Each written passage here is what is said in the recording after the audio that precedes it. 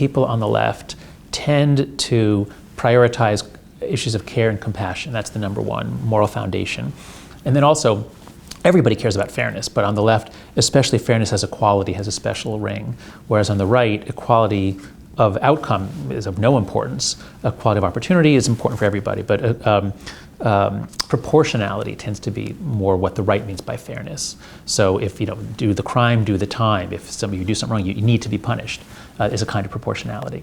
And then the big difference, though, is that people on the social conservatives, not libertarians, but social conservatives, also value group loyalty, respect for authority and tradition, and a sense of sanctity or purity. Again, everybody understands these personally, but the sort of the public philosophy, the governing philosophy of the left is based more and more on care and compassion for the vulnerable, and on the right is based more on sort of group cohesion, protecting the group, make America great, defend our borders, build a wall, restore tradition, those sorts of things.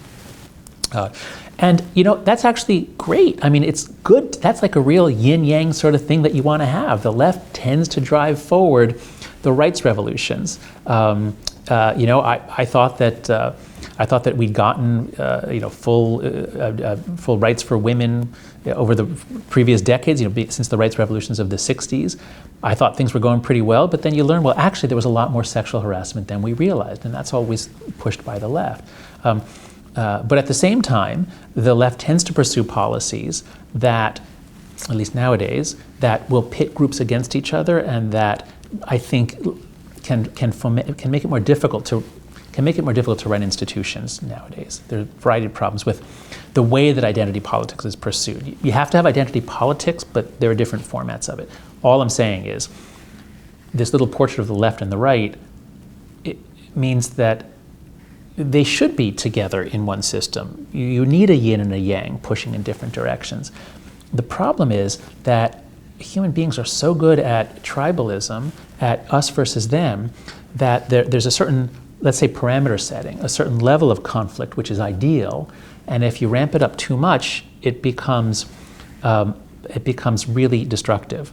For example, intramural sports competitions. If you have teams at a university and they divide up into sports teams and they play each other, they don't hate each other. A little rivalry is actually good, and it makes them love their in-group more, and it makes them not really hate the out-group more. So a little rivalry is good, it stimulates effort, it's more fun. But if you ramp it up too high, you get English soccer hooligans. You get people who actually want to smash the skulls of the other people with a pipe. And that's where we are in American politics, at least. Again, not for the majority of people, but for those who are really active. It's getting more and more. There hasn't been much physical violence yet, but we're moving that way.